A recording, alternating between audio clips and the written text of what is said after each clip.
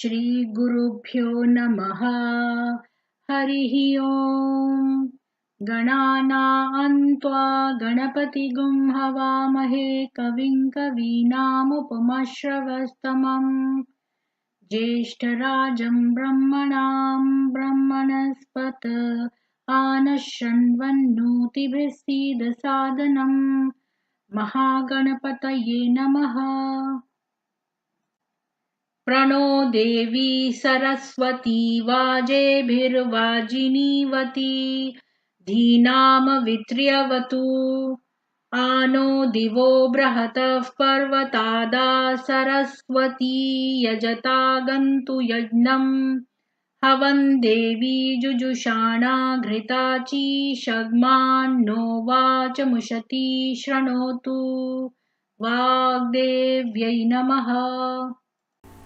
Om Bhurbhuvassuvaha Tatsaviturvarenyam Bhargo Devasya Dhimahi Dhiyo Yo Nah Prachodayat. Om Trambakam Yajamahe Sugandhim Pushtivardhanam Urvarukamiv bandhanan mrityurmukshiyamamritaat. Om Sahana Vavatu Sahanau Bhunaktu Sahaviryam Karavavahai Tejasvinavadhitamastu ma vidvishavahai. Om Shanti Shanti Shanti.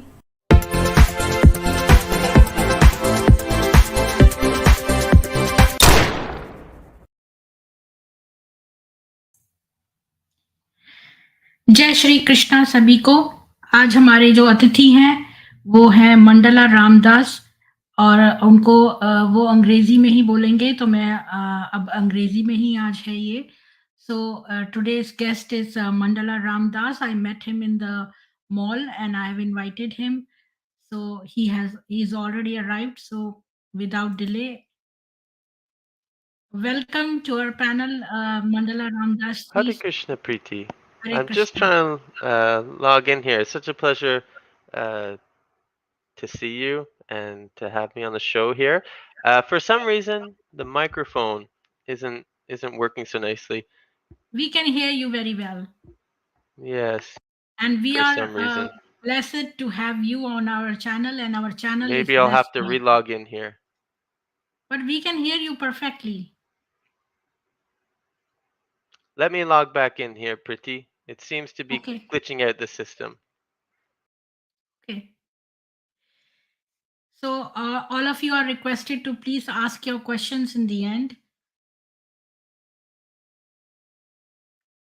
And please like, share, and subscribe. And please, I want to see many people here. There are only 16 people watching. Please send a message so that more people can join. Dikshit ji is busy, I think, because I sent her an email yesterday.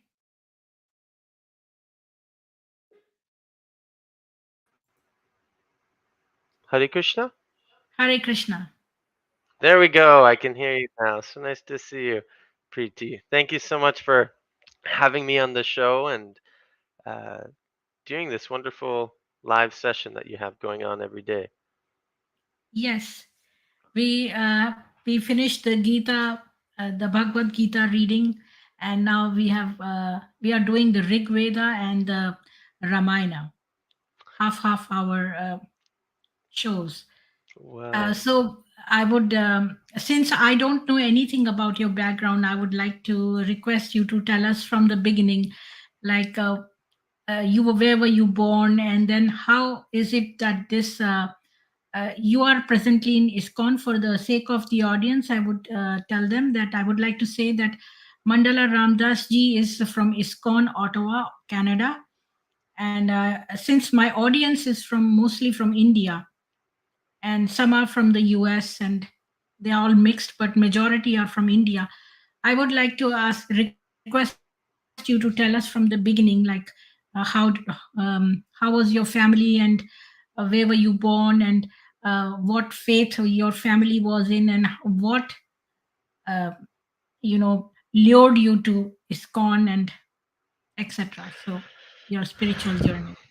Well, first, I would like to offer my appreciation to you, to all the teachers in my life that have given me some spiritual knowledge and directed me on a path ultimately towards God.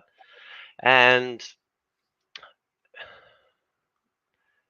I was born in Canada, so I grew up in Ontario, small town, but I had a little bit of a unique birth, I guess we could say. My mother, she met Hare Krishna devotees. So when Preeti was saying ISKCON, what does that?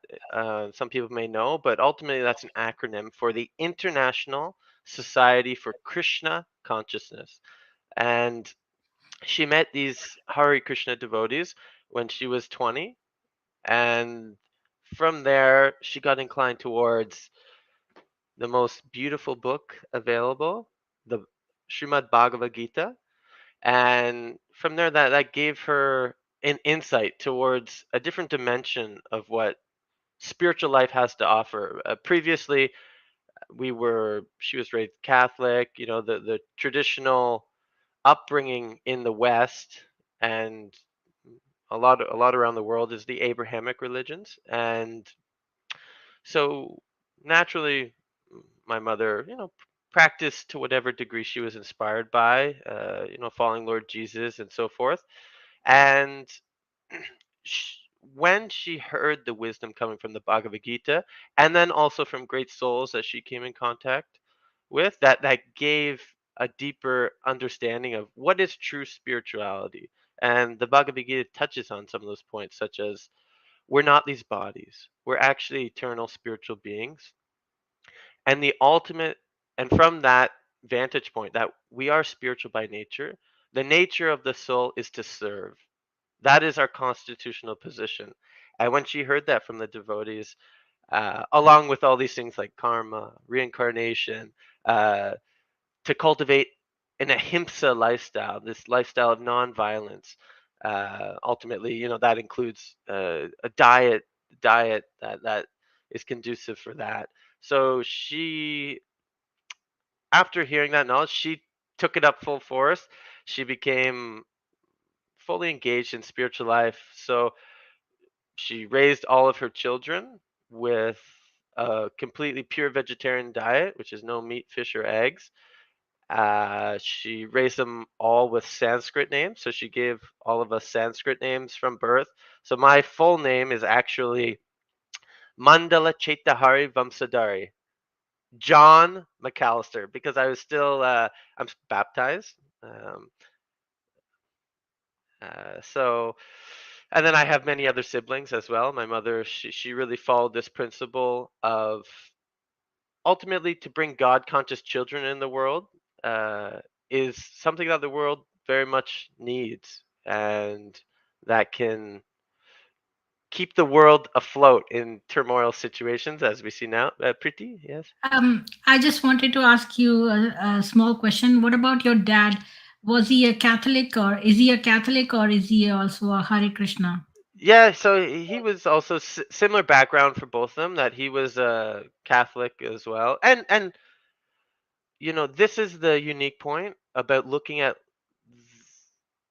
spiritual life through the lens of the Vedic paradigm, which is that we start to appreciate the universal spiritual principles of all traditions. And I grew up, in this certain situation, but also like a typical, say, like person who grows up in Hinduism or in Vedic culture, you see your parents doing, weird stuff. They have the deities, they have these things, and you don't understand the spiritual science behind it when you're a child, maybe because you didn't ask, you weren't interested. But then once I started to get a little older in age, I met also some monks, and then I started to inquire myself about What is this about? How does that work? This doesn't make sense. Please explain it to me. Then the whole wisdom started to unfold a lot more. But it actually, from hearing it from the perspective of the Bhagavad Gita and this beautiful book called the Srimad Bhagavatam, it helped me develop actually more of an appreciation for the spiritual culture of like Christianity. Lord Jesus, I completely believe that he's the Son of God. But when we look at it from the vantage point of Vedanta, that we see that God descends according to time, place, circumstance, to help the people of that particular area or nature to try to develop God consciousness or love for God, love for the supreme. So it's not that we have to be at quarrels ends with one another. There may be subtle differences, but the ultimate thing, at least from the bhakti perspective, this is strictly the bhakti perspective within the whole yoga culture, within the Vedic culture, that we will find those universal spiritual truths. And ultimately, the gold standard of any religious spiritual practice is unmotivated, uninterrupted service to the Supreme, to God. We say to Bhagavan, the one who possesses all opulences or all qualities incomplete. So I kind of went off a little bit there just to So make a when in specific point. school, did children know that you were from a different faith, or did they tease you or bully you or whatever? Um, well, so back to kind of my family history was that my mother following this principle of like just trying to bring God conscious children in the world. That I actually have 12 siblings altogether. That's including me as well. So we have. You want me to list them off? in No, in whatever you think. in essence, so she named us all with Sanskrit names. So pretty much me growing up in the West, I was removed from like I lived far away from Toronto, about 2 hours from there, about 3 hours from Ottawa, and I was just in a small town population of about 1,000. And pretty much we just had our family there. So my seven What's the name of the brothers. place? Was Uh, it Sudbury? No. no, it's called Norwood. It's near Okay. Peterborough, Oh, Ontario. yeah. So it's a little Oh, small I town know. outside there. I know because my husband is from Deep River. Okay, okay, nice. So it's just a little small town there, and so I went to Catholic school growing up. We went to Roman Catholic school, and I kind of had a little tinge of this like mix of spirituality coming from the East, but then mainly just going in it from the Western perspective. I grew up with all the normal kids doing normal activities, but still confused because I grew up pure vegetarian. I had these weird names, and sometimes I'd see my mother offering arti at home, but that was the extent of my spiritual insight towards Vedic knowledge and so on. Um, so since I had such a big family, no one really teased us so much. We were just friendly kids, normal kids with weird names, and that were vegetarians. That was really our only difference. So I was lucky in that sense. Maybe some other people uh, may have experienced that. That grow up in these Vaishnava families. So within the International Society for Krishna Consciousness, Srila Prabhupada, he was one of these great bhakti yoga masters, I like to say, that came from India to spread this process of bhakti or divine love in the heart for God to the Western world. So when he came, he passed it on to some eager students in the 60s and 70s.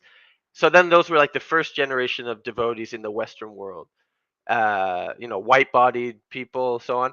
But then those practitioners or people trying to imply bhakti in their life, then they had children, and then they tried to pass it on to the children. So I would technically be like a second generation devotee, and then my daughter, her name is Avatar, she'd be a third generation. So then tried to you know pass on this tradition, this sweet tradition of bhakti to the next generation, so that we can expand Vedic knowledge in this mood of like non-sectarian, but trying to get to the essence and understand what is tattva, what is truth, what is the absolute truth.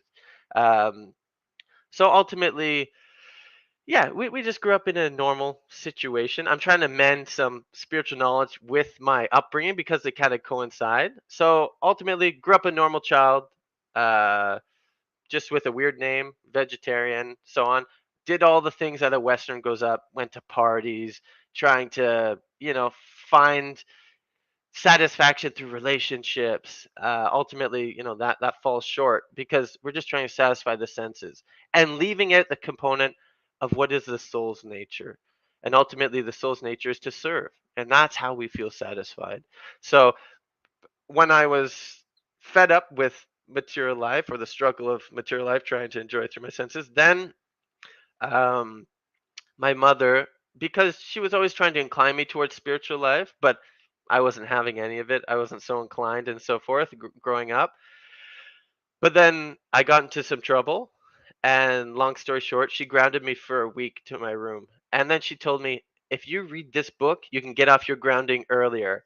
And it kind of was like wisdom like the Bhagavad Gita. It kind of put me on a spiritual direction where I had this uh, excitement to see, whoa, this is what India has to offer. The spiritual culture of India has to offer.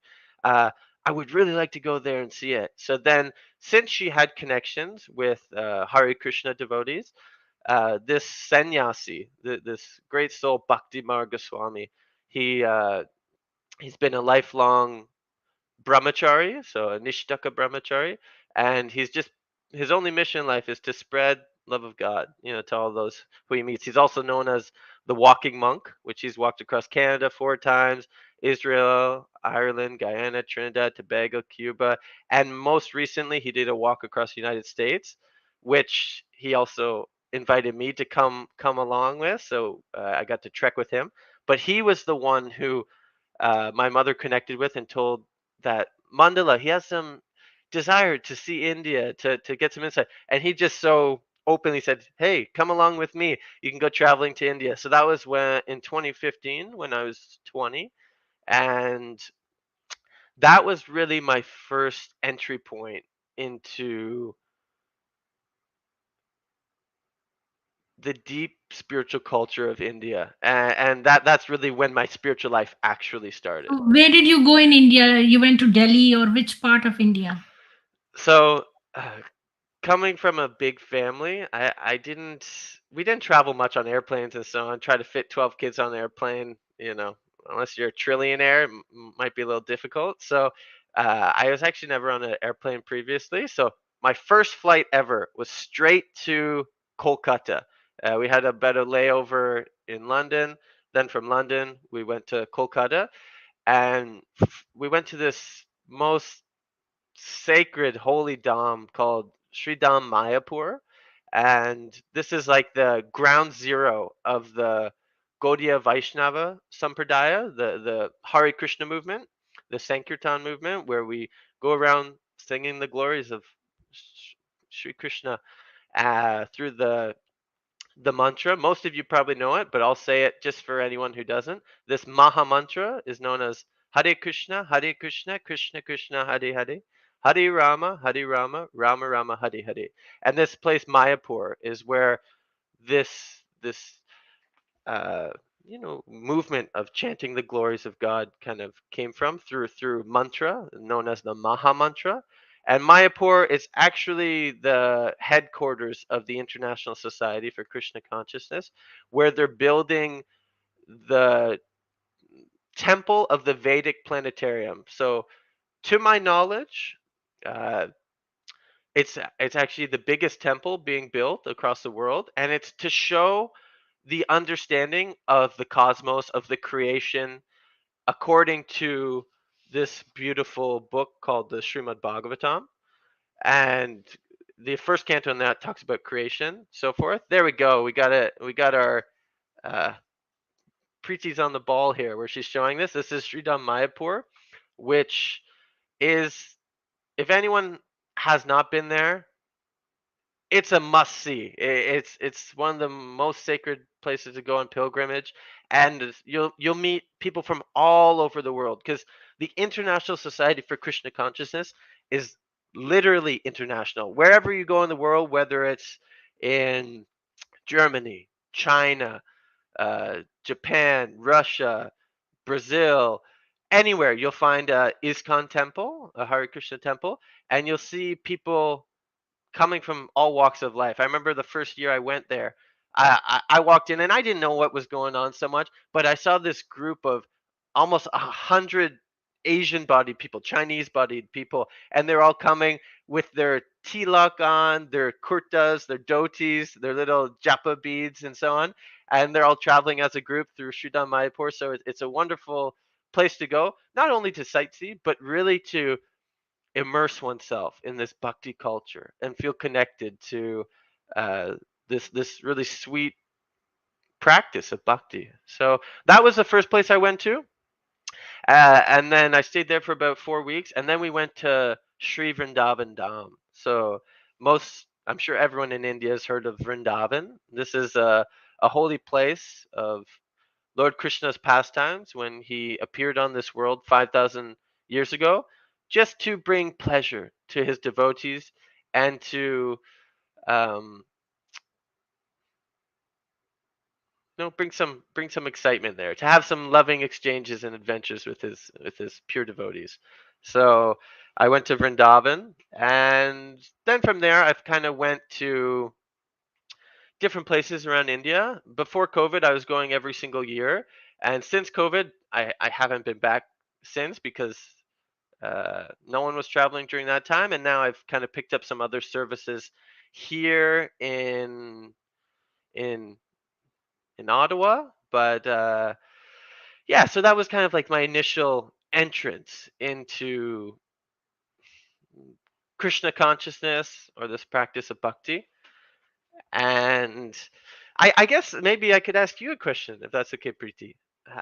I would really like to know because we just somehow miraculously met uh, when I was doing a service of picking up some groceries for the temple, and somehow you just came up. You said Hare Krishna, so enthusiastically asking about oh, you're part of ISKCON, so on and so forth. And then we got talking for, I don't even know, maybe it was a half an hour in the store. We just lost track of time.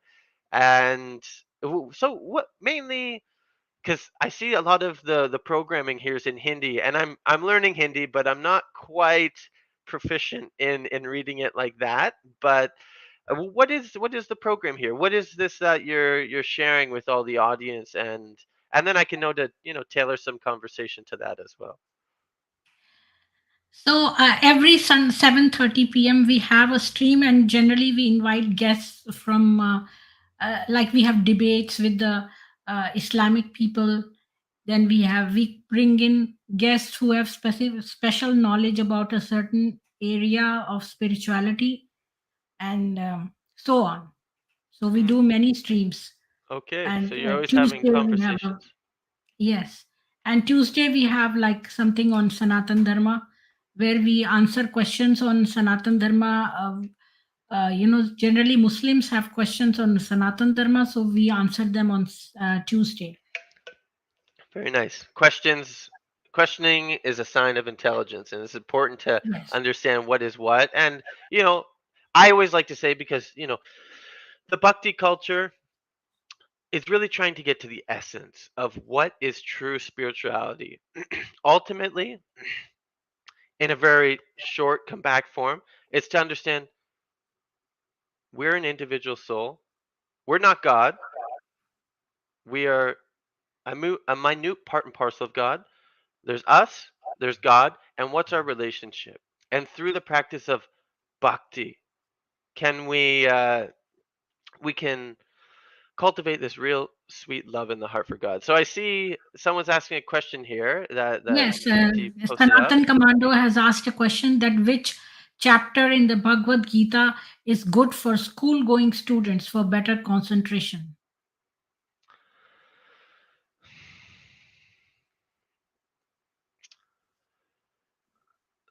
I would say to help for the students for better concentration, really it's to help understand the difference between what is this body, what is the mind, and who we are.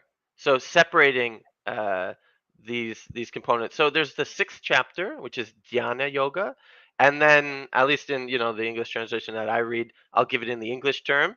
Then there's the seventh chapter, which is the knowledge of the absolute. So these two chapters are super good because in the sixth chapter. Arjuna's posing this question to Krishna that you're telling me to do all this intense yoga, austerity, going off to the forest and so on. But for me, this is very difficult for me to do. I don't have this adhikari. I don't have this qualities to really just go off to the forest, sit on a deerskin mat, and meditate entirely on Bhagavan. And so, please tell me, my mind is harder to control than the wind. Uh, or Arjuna says, Chanchalam hi mana Krishna pramati balavadradam tasyaham nigraham manye vayoriva sadushkaram. So this is in the 6th chapter. And Arjuna asks, Krishna, my mind is so turbulent, it's so obstinate, it's harder to control than the wind. What can I do about this? And then Krishna tells him, well, by the practice of yoga, by steady practice and detachment, then you can conquer over the mind. So ultimately, uh, that's infused with a sadhana, a daily spiritual practice, which we can see the difference between this physical body, the subtle body, which is the mind, and then the soul, what we're really meant to connect with. And finding those three distinguishing differences will help with concentration, which also, when you read the 6th chapter, they talk about the mind, how it's all over the place. But then in the 7th chapter, to really understand and distinguish those differences, in chapter 7, text 4, Krishna is telling Arjuna these differences. He says, Bhumir apanalovayu kam mono buddhir evacha ahankara iti yame bina prakritir ashtada. So understanding what this body is made up of. It's the gross physical elements, earth, water, fire, air, ether. And then the subtle body, which is made up of the mind, the intelligence, the false ego. this These 8 elements constitute the gross and subtle nature of the living entity, but they're Krishna's separated material energies. So they're a material energy ultimately, but the mind is subtle, the body's physical. And then he says, but to understand there's a superior energy to these, which is comprised of the living entities. So it's of a spiritual nature. So helping students, they're under so much pressure. They're just, especially in India, I know there's so much competition there that it's so essential to So to beautifully add. explained. Yes. Well, the He got Bhagavad his Gita does it answer all. so beautifully explained.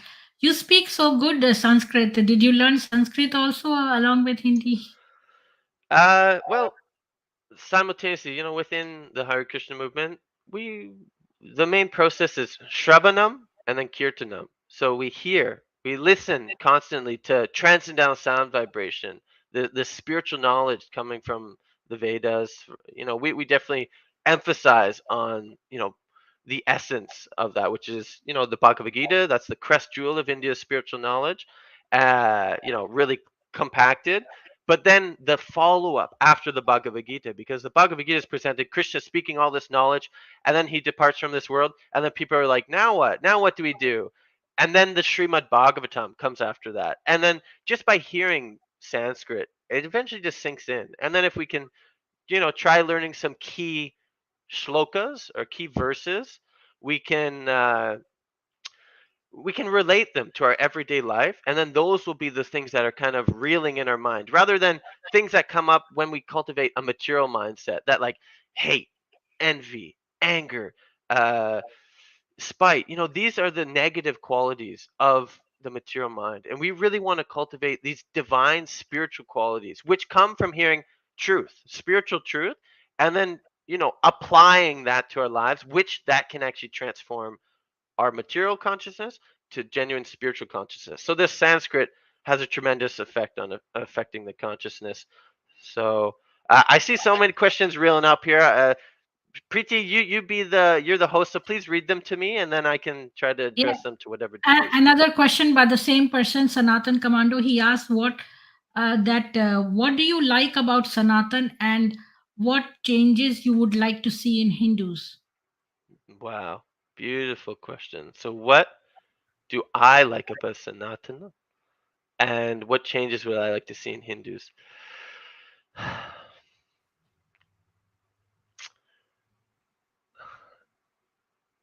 I don't know how this is all going to gel up, on the chat board, but I'm going to say it as it is because this is what I've heard Yes. from my great teachers. That first, I'll address the Hindus part. Is what is Hindus? Ultimately, from my understanding, it's a name that's given to people of the area that were near the river Sindhu, and then it's taken on the name Hindus. And when I'm out in the world and I'm sharing the Bhagavad Gitas with people doing Sankirtan, uh, they'll ask me, "Are you Hindu?" And I'll say, "What's a Hindu mean to you?" And then usually they'll say, "Oh, you guys worship a bunch of demigods and all this, that." So ultimately, that's not where Sanatana Dharma is leading one towards. Sanatana Dharma, what is Dharma? There's a couple different translations, but Dharma is, you can say it as duty, occupation, engagement. There's a couple words that you have to really mend in together to try to understand it in English. But Dharma, Sanatana is eternal. So what is Srila Prabhupada, our founder Acharya in the Krishna consciousness movement, he'd translate Sanatana Dharma as what is the eternal occupation or what is the eternal duty of the soul? It's meant to serve the supreme. And ultimately, when you come to the Vedas, a lot of it can be tipsy turvy. There's a lot of uncertainties if we don't get it passed down by great souls. So the conclusion is that God is one.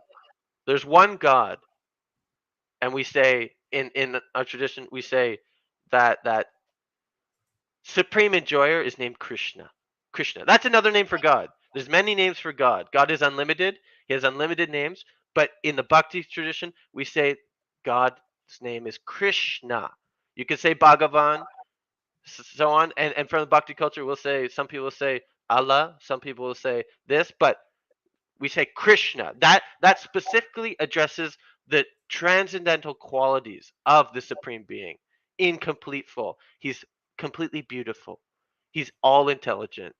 He's completely wealthy in full, fully renounced, fully famous. These are qualities of God, and that's what Krishna means. So ultimately, I want to see, or what is true, is in Sanatana Dharma, it talks about the eternal nature of the soul. It gets to the essence of who we are, being an individual jiva soul, and we're meant to serve the supreme. So Sanatana Dharma, what is the constitutional position of the soul? Is to serve. We see it translated in this world, whether we're serving our senses, which that's what most people are serving our senses, serving our families, serving our government, serving our job, our country, serving our religion.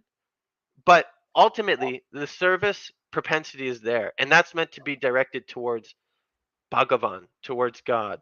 So that's my understanding of what Sanatana Dharma is. The eternal duty or occupation of the soul is to serve Bhagavan. And then what would we like to see change in Hindus? It's focus on the essence. Get right to the source.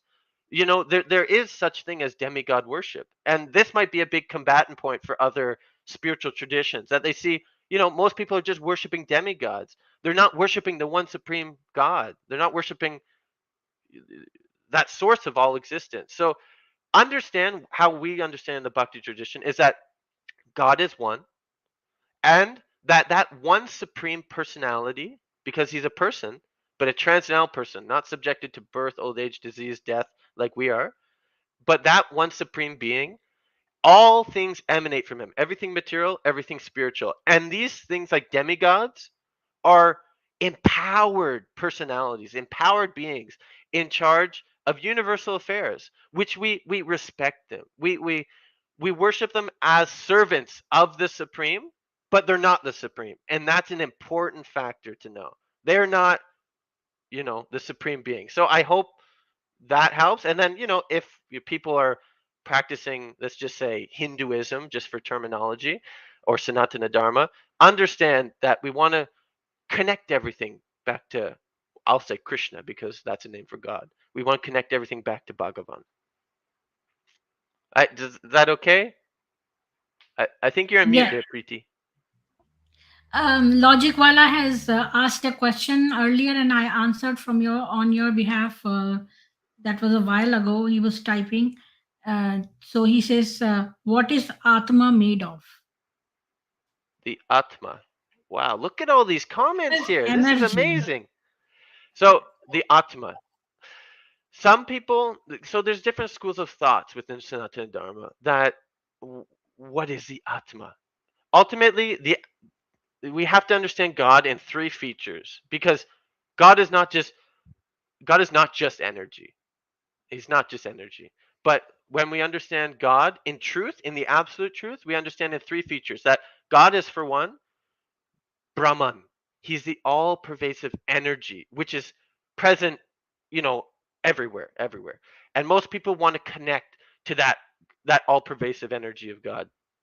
The second feature of the absolute truth is Paramatma, the localized aspect of the supreme personality. We say there's the Jiva, the Atma, and then there's the Paramatma. And that's God residing in the heart. And then the third feature of God is Bhagavan, the supreme person, the supreme being. And what is the Atma made of? What is its constituents? Is that the Atma is completely pure spiritual energy. That we are individual parts and parcels of God. So within the Hare Krishna tradition, we will say that the tattva, what is the truth? That achintya abeda beda tattva. We're not God, but we're simultaneously God, but different from God. Meaning, in quality, we are pure, made of pure spiritual energy, which is God's energy, and that's what the Atma is. It's complete spiritual energy, and then simultaneously we're different, meaning we don't have the same uh, quantity as God. It's not as vast as God's unlimited energy where he expands himself energy. We're just a little, drop in the ocean. You could give that comparison, but we are not the ocean. We're just a little individual soul. And Krishna in the Bhagavad Gita in the second chapter, when he's explaining to Arjuna on the battlefield, what's going to happen here? Krishna says, "Natu evaham jatu nasam, natwam nimi janadhipaha, nachaiva na bhavishyamaha, sarve vayamataparam." That ultimately, there never was there a time when these kings did not exist, Arjuna, nor you, nor me. We're all eternal, individual living entities. And being an individual entity, the prime duty is to connect back to God through bhakti, through transcendental, loving, devotional service. Devotion to God. And that's how you connect to God. You could try, if someone has the other, you could try to do great mystic, austerities, going off to the forest, so on. But the essence is that God is a being, and ultimately what satisfies us is loving relationships. And similarly, God, being the supreme being, he lives off of loving adventure, exchanges with his devotees. So I You know, see there's just questions flowing in. Please yeah, carry there's on. so many. But I have a question too over here. Like when you was mentioning about the second chapter, most people, especially Muslims, they try and compare that Krishna when he asked Arjun to go and fight the war. These people compare that to jihad, and they say, look, if in our books it is written that do jihad, then even in your books it is written that Krishna said to Arjun, go and fight. So what is the difference? So the difference is that within the realm of the Vedic paradigm, that we have this varna and ashrama. So according to one's varna, which is according to my psychophysical nature, I have a certain propensity to work in this world, whether it's a Shudra, meaning I just like to work with my hands and serve others. I'm happy with that. Whether it's a Vaishya, I'm a businessman. I work in this world. I have that proclivity. Whether I'm a Kshatriya, which is like an administrator or, a protector of society, a warrior, or a Brahmana. So Arjuna, he was by nature a Kshatriya. He was a king. He was a ruler. He was meant to protect his citizens, but based on dharma, based on, uh, you know, principles that are to assist to lead people towards God. So leading society in a way that direct people back towards their spiritual aspirations in life and protect the citizens so that they can march towards that.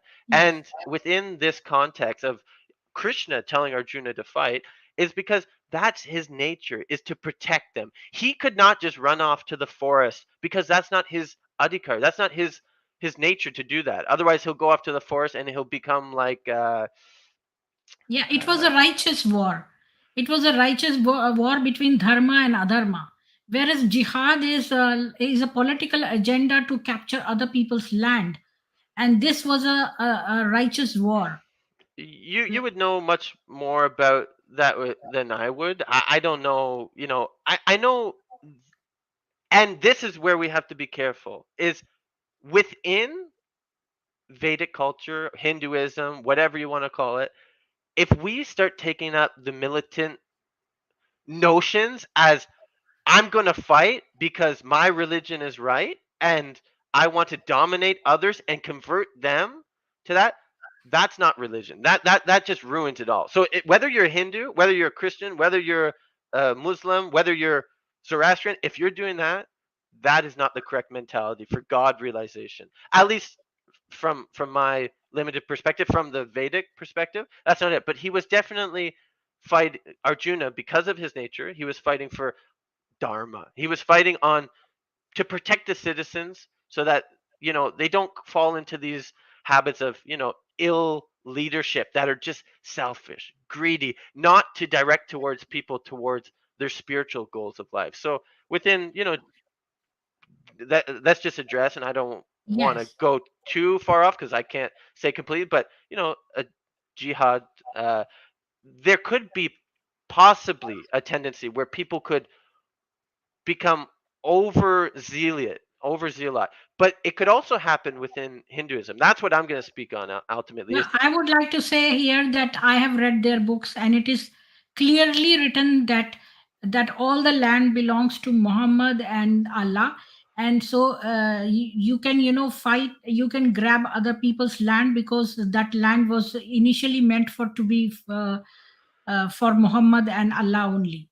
So any woman who is not a Muslim can be raped, and any land which is belongs to the kafirs or the non-Muslims, you can snatch it. It is written in their holy books, so it is written clearly in many many verses. okay. Well, So I'll spin it off onto Sanatana perspective. Is in the Sri Upanishad, it said Om Purnamada Purnamidam Purna Purnam Udachyate Purnasya Purnamadaya Purnam Eva Vashishyate.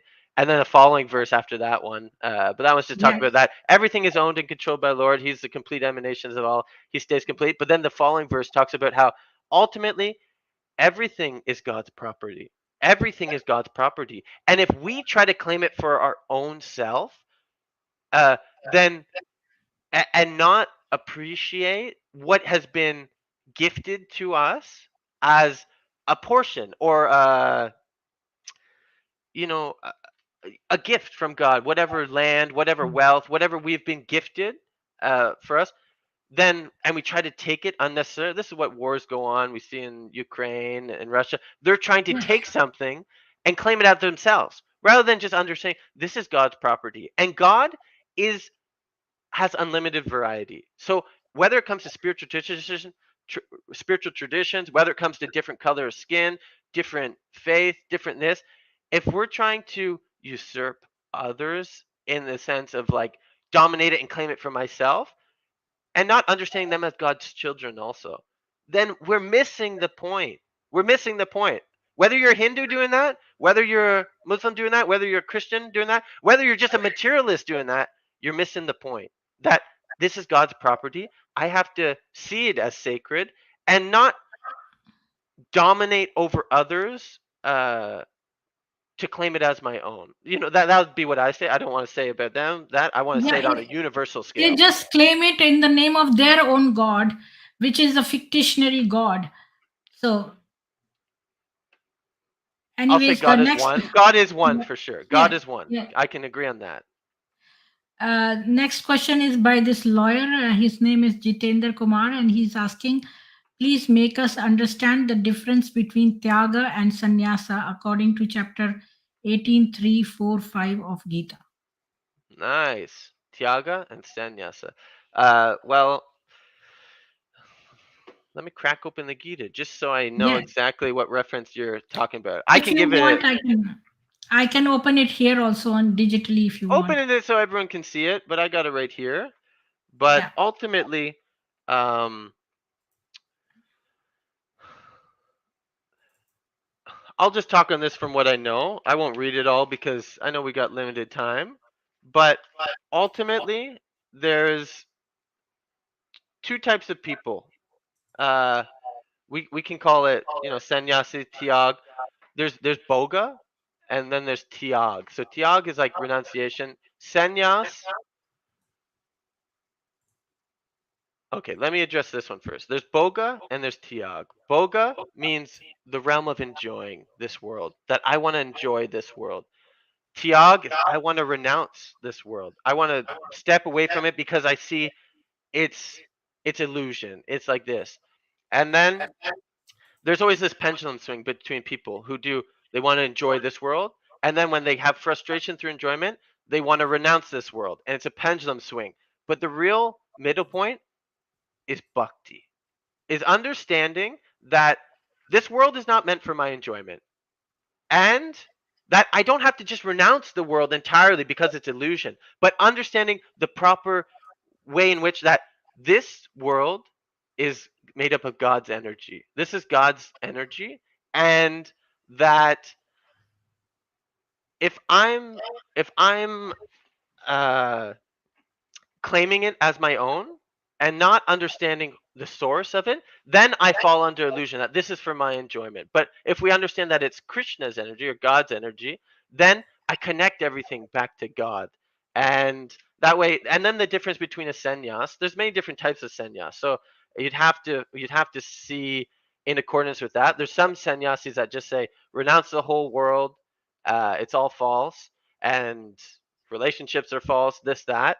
In the bhakti tradition, a sannyasi means someone who has dedicated their lives fully towards spirit, towards spiritual activities. They're pretty much dead to the world in the sense that they don't have material aspirations to get ahead of the game, to cheat other people. Their main aspiration in life is to connect people back to God. And it's not all about renunciation. Tiag is all about renunciation. If I'm getting these terminologies correct, is that correct, Preeti? Because I'm limited. I'm no Yes. scholar. I'm no pundit. I don't even No. know Sanskrit. Yes, But yes. You're quite right. so then, within the Bhakti tradition, that there's different levels of sannyasis, and we ultimately you don't have to become a sannyasi to become God realized either. The main criteria for God realization is to understand those three truths that I talked about first: Brahman, Paramatma, Bhagavan, and understand that Bhagavan is the source of all of those, and then to try to connect to God through that devotional aptitude. If you just try to enjoy this world, you're going to have frustration. If you just try to renounce this world, there's going to be frustration. But there are bona fide paths to try to break attachments, step away from the world. It can be very conducive. But there's also the middle path, which which is a path directly towards God. But it's through a cultivation of love in the heart for God and all of God's children, whatever tradition they come from, wherever they come from, and we have to cultivate that. That's the bhakti perspective. There might be other ones that people have heard. Growing up in India, there's so many varieties, but I'm going to be speaking specifically from the Bhagavad Gita as it is, from the Srimad Bhagavatam, and from the great teachers that I've came in contact, which is what spiritual practice do I want to implement in my life, and how do I want to put that out in the world? If I'm creating conflict between others and developing hate in my heart, this is not bhakti. And this will lead to more division in the world rather than calmly discussing spiritual truths. And then ultimately, because everyone's an individual and they're going to connect to God in a particular way, that we have to understand and we have to leave some room for other people. Some people are going to connect to God through the Vedic culture. Some people are going to find that Lord Jesus is who I want to connect to, and I feel a spiritual connection with this representative of God, and I won't touch beyond that, but that's at least how I'm trying to cultivate my spiritual perspective. But I'm still completely sold after reading Vedanta, having it clearly explained to me that this allows us to appreciate other cultures, but dive deeply within this unlimited realm of vast spiritual knowledge, which gets right to the essence, right to the point, and helps us connect with our original divine source, Krishna. I don't Yeah, know if I addressed that or if that was a really you roundabout you way, you, but you explained beautifully. um, anyways, So I wanted to ask you, like, what differences did you find in Christianity and Hinduism? I'll start with the difference and then I'll start with the similarities because that's what Okay. I like to do. Okay. Or yeah, we'll start with the negative, then bring it to the positive. So ultimately, growing up in a Roman, like in a Catholic school, I noticed the main because I also had this little tinge of like ahimsa culture, Vedic culture, where I grew up vegetarian, and that just completely made sense to me. That understanding that we're all God's children, and there's life even within animals, that they have a spark of consciousness. What is consciousness? Consciousness is a symptom of the soul. And consciousness is pervasive in life, whether it's a human, whether it's an alien, whatever, whether it's an animal, or even in a plant. That's as far as like Vedic teachings will go, that even plants have life. Their consciousness is less developed. They, They the have animals is emotions. less developed. Animals have emotions. Animals have emotions, but it's a little less developed, but they're still living entities. They're God's children, and we have to protect them. Uh, and then humans, we have more refined, developed consciousness where we can understand spiritual subject matters. It's not just eating, sleeping, mating, defending. So ultimately, that was a big difference that I saw, according to like what I was raised with a little bit, and then the like growing up in a Catholic school was that they didn't see animals as being uh, living entities. I would hear that would say this is a we have dominion over these animals, which means they're our property. They're meant for us to enjoy. Whereas the Vedic spin-off on it was that these dominion would be more translated like these we have dominion, which means we have to protect. These are our dependents. We're meant to protect these living entities, take care of them. So that was a big spin, but then the similarities that now I've found to appreciate. Before I was like turned off by, you know, Catholic school, whatever you grew up with it. I was turned off, but as I've been diving deeper in the Bhagavad Gita, uh I've I've found the similarities of that God is one. We're meant to connect to God through love. Ultimately, we are all God's children. And then some of the 10 commandments like thou shalt not kill, we also shouldn't kill the animals and eat their flesh, because everything that we have affects our consciousness. Everything we hear affects our consciousness, positive, negatively. If everything that we eat affects our consciousness, so that's where I And found a compare little this more. to halal. Compare this to halal slaughter, where the animal is given, like, cut slowly and left bleeding and crying for hours. The Islamic people and even the Jewish kosher meat, they are the extreme uh, pain giving to animals before eating them. And therefore I tell my audience to ban, like, to uh, I forbid them from eating halal meat or halal certified products or so on. um You know, I'm not so astute in answering like questions when it comes to like the Quran. I've read a little bit about it, but I'm not so astute like you guys would be. And personally, I would really like to connect with, like, say, some people who practice Islam, that have the mother faith. I would like to chat with them on a personal level to see. Yeah, that might be an aspect. Just like in Vedic culture, there's an aspect where animal slaughter is acceptable, but that's acceptable when those people understand that there's consequences to it. And in the Vedic understanding that some people say some mantras, worship to Kalima, and then but the mantras that they're really saying is that like I'm gonna offer this, I'm gonna kill this living entity and eat their flesh, but This is a myth. really, This is a myth, well, and people do it. they have made this is wrong. Actually, goddess Kali is the it's a form, the feminine form, because God has both masculine energy as well as the Mhm. feminine energy. So Shiva is with Shakti, and Shakti is the female energy, and that is the Kali. And when she had to destroy the demons, she became the form of Kali. Now people who are non-vegetarians, who don't eat any vegetables, and they want to please the goddess and offer a part of their food, they offer non-veg items. But Kali, none of the Puranas in they ask you to kill an animal and please the goddess.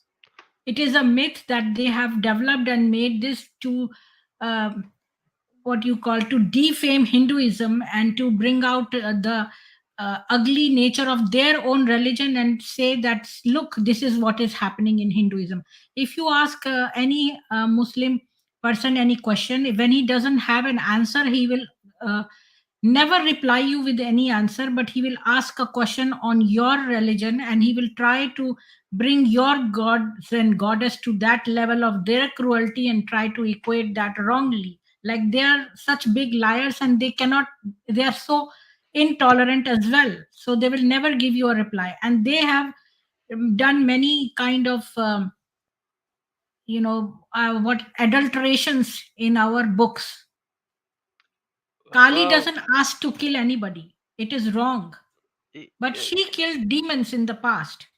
yes. So And she had that kind of form in which she is looking extremely angry, and she is out to get the blood of the demon.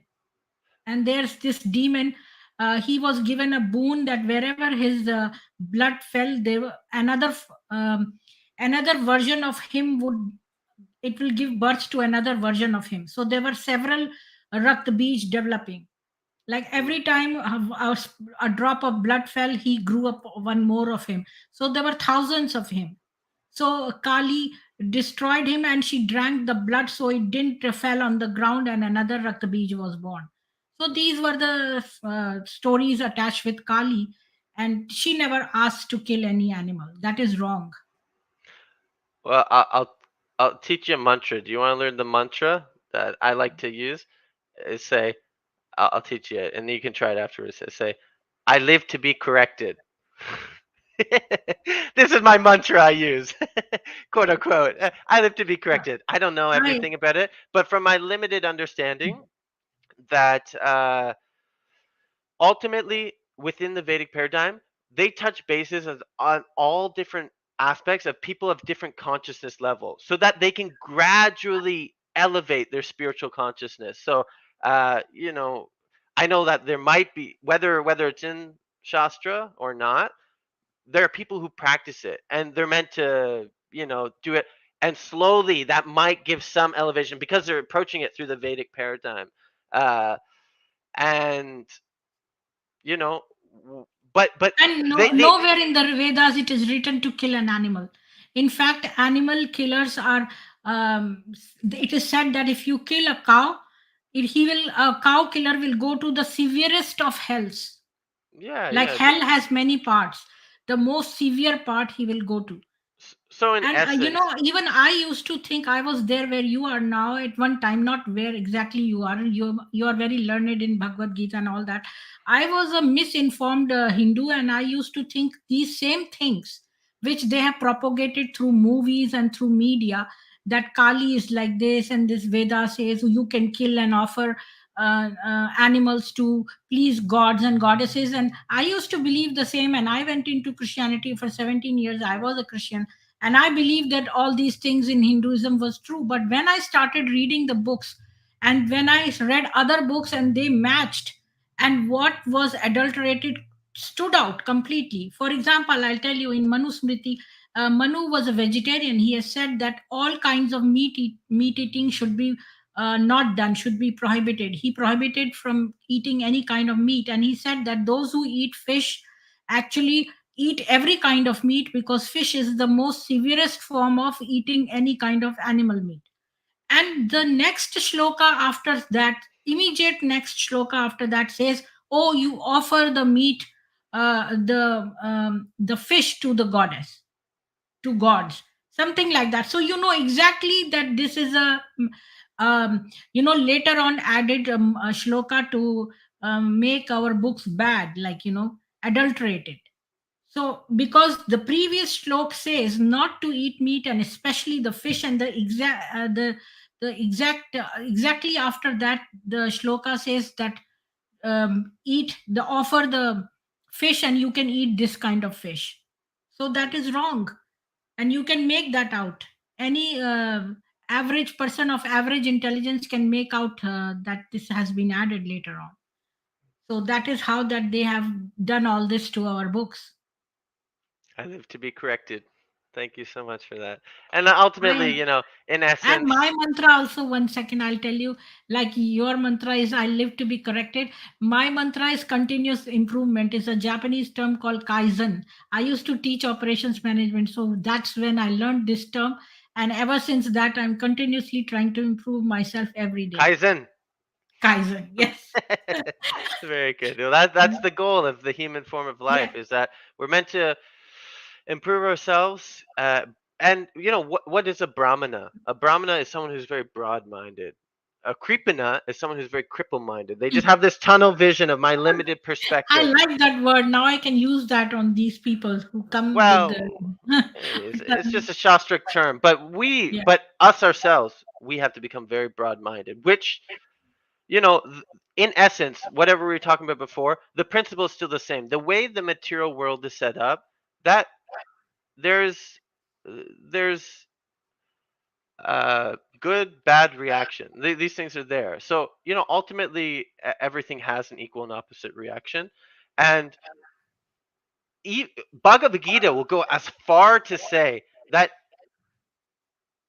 meat's just out of the question in Vedic knowledge. Like, for people who really want to, you know, elevate their consciousness in a subtle, spiritual, soft, sentimental way, really refrain from what we take in our thing. But they'll go as far to say that even as far as fruits, vegetables, so on, if you're not offering them to Bhagavan, then you're just eating sin. You're just getting a whole lot of bad karma. So you have to transcendentalize the process by making it into prasad. Every single thing you eat, everything, not just going to the temple and getting a little tiny piece of sweet, but at home, you make that extra endeavor to control the senses, because that helps in our spiritual path.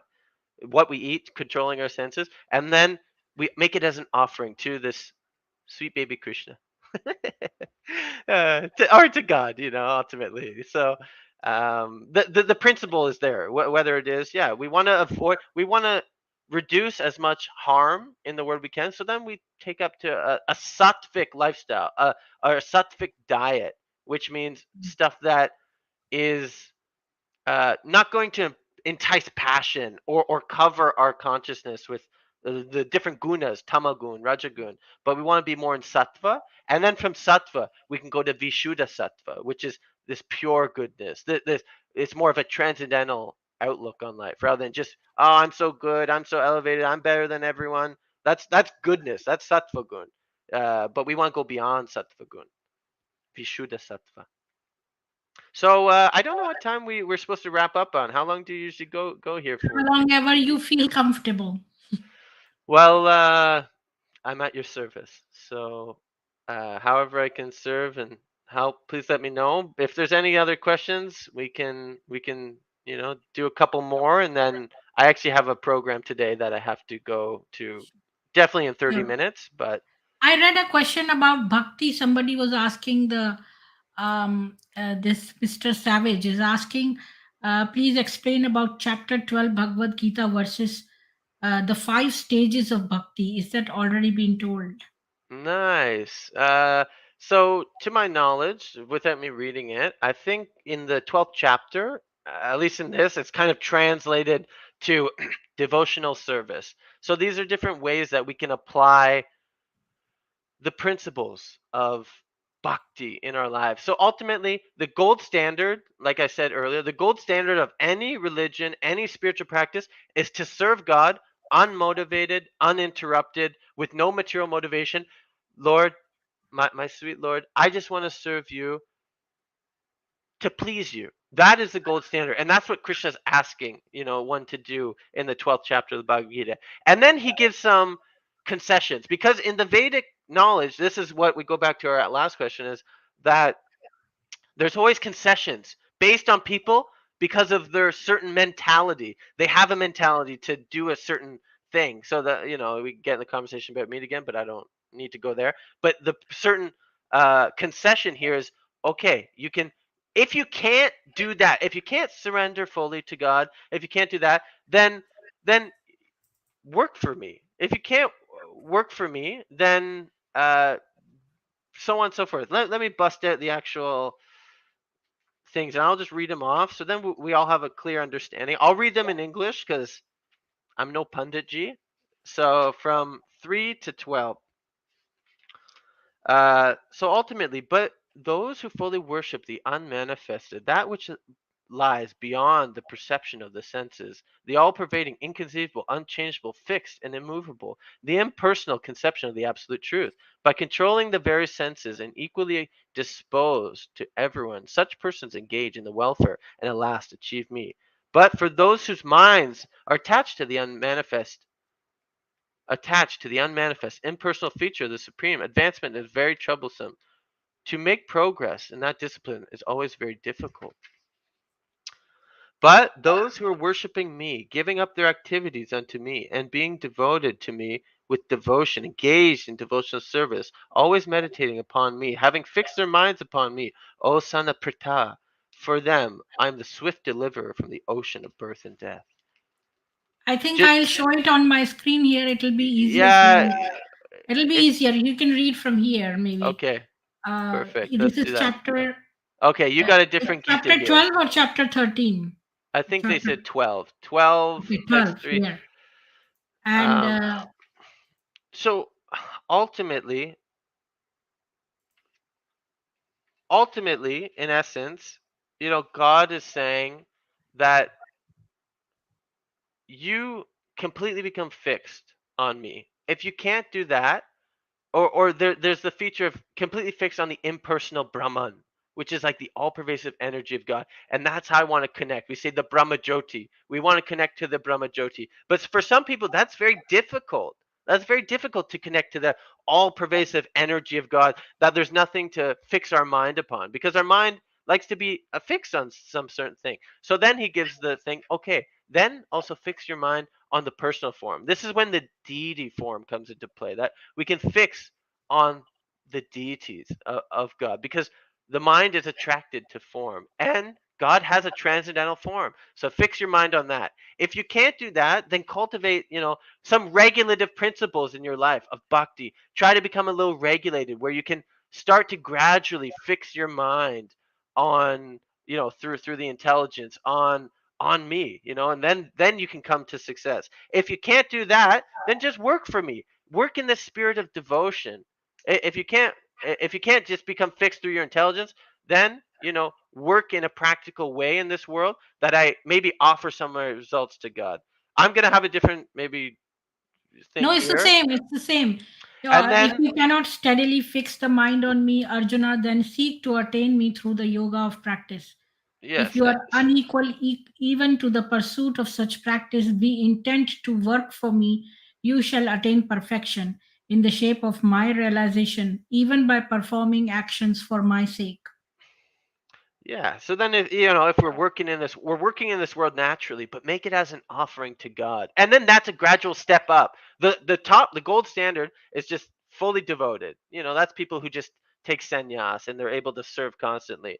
If not, then try to cultivate knowledge about God, and then if not, then work in this world as a service to God. And then if you can't do that, then you're unable to work in that, then just start giving something in charity. Be a little detached from the results of your work and give something. Give something in charity, because that is a gradual step up. And these are stepping stones to pure bhakti. So we got to keep stepping up the practice.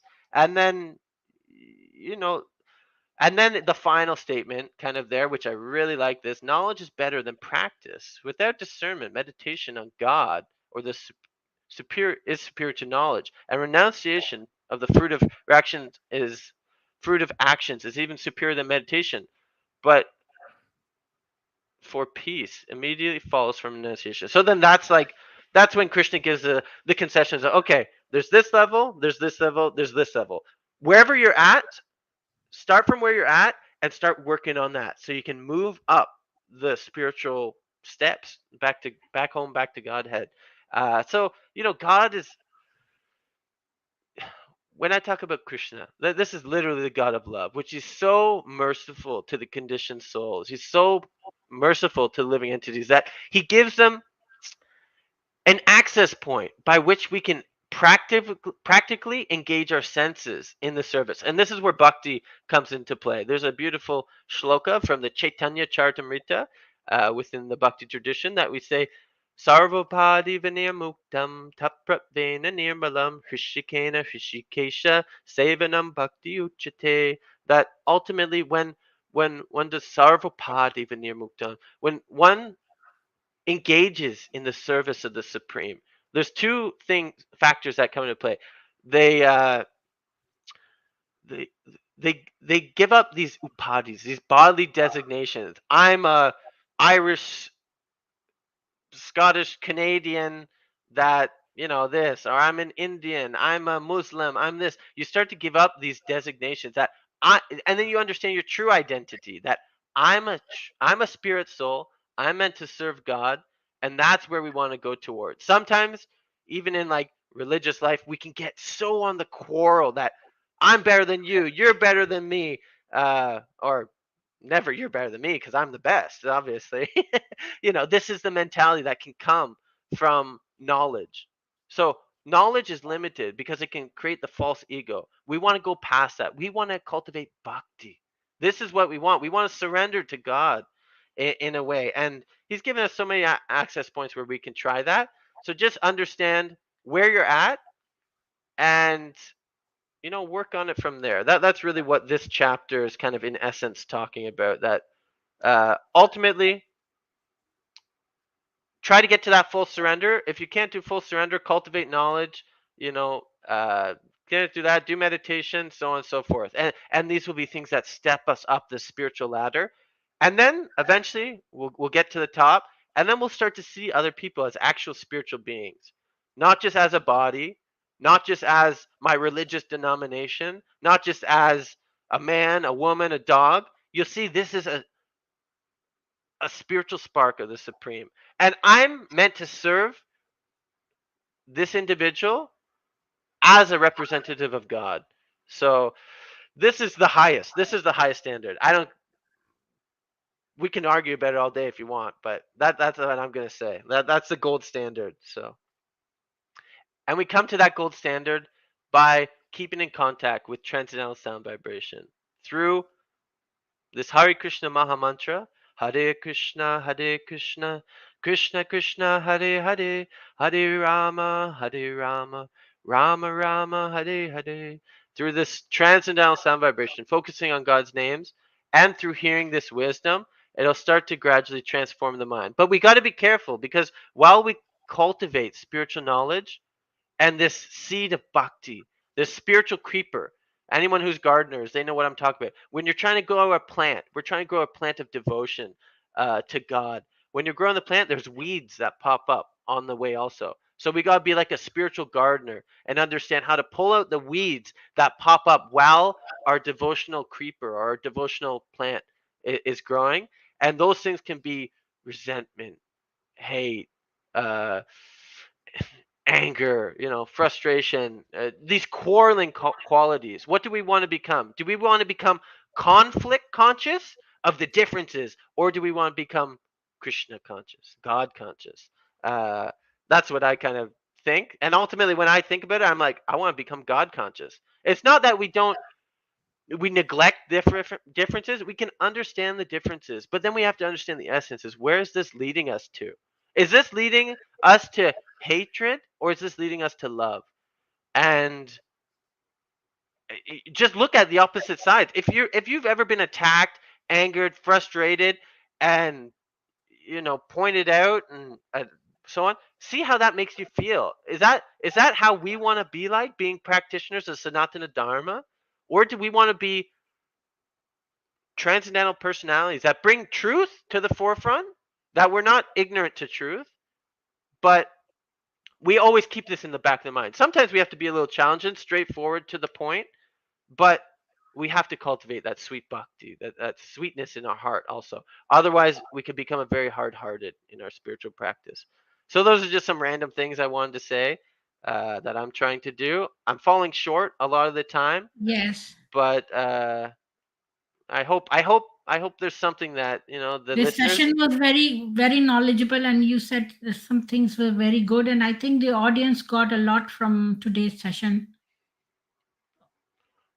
Thank you Preeti, so much for this coming here and this is giving awesome the. what you're doing, connecting so many people to Sanatana Dharma. I see this chat board just going wild. I can't even keep up with it.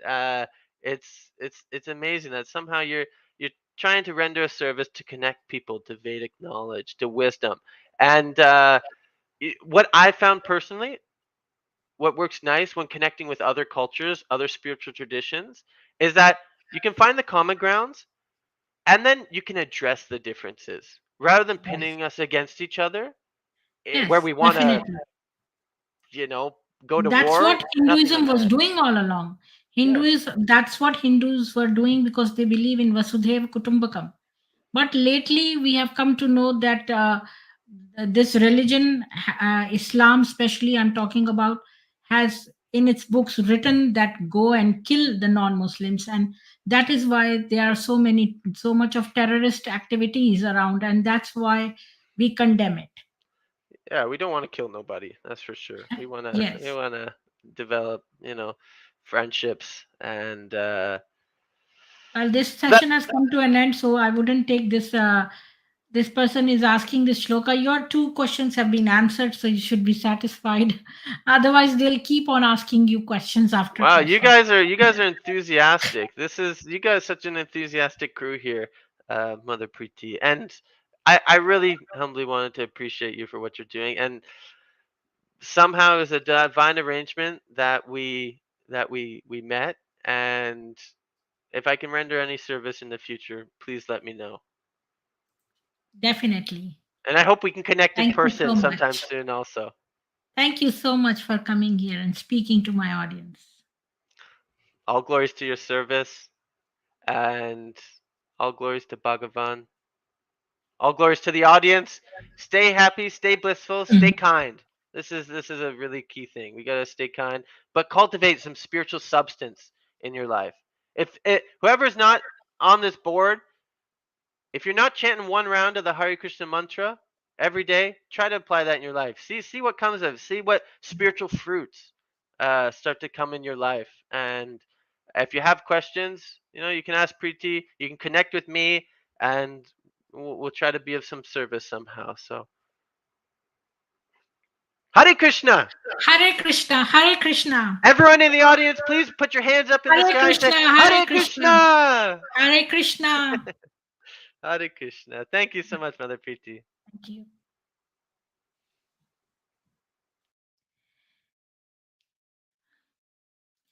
So, I don't know if we should have a meeting after this or.